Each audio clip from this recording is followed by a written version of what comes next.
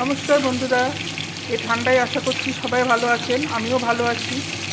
আমি করছি ওলকপির দম।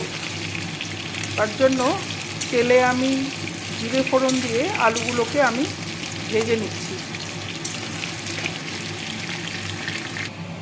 ওলকপি আর টমেটো আমি দুটো একসঙ্গে সেদ্ধ করে নিয়েছি।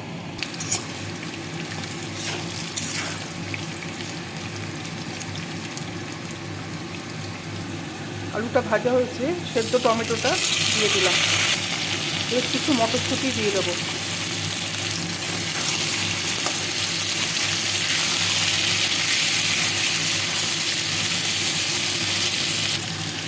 আদা দিয়ে দিলাম, জিরে গুঁড়ো দিলাম, লঙ্কার গুঁড়ো, লবণ, চিনি, হলুদ। মশলাটা ভালো করে কষিয়ে নেব। সেদ্ধ ওলকপিটাও দিয়ে দিচ্ছি, একসঙ্গে ভেজে নিচ্ছি। কষানো হয়ে গেছে, এবার আমি জল দিয়ে দেবো। ঢাকা দিয়ে আলুটা সেদ্ধ হতে দেবো।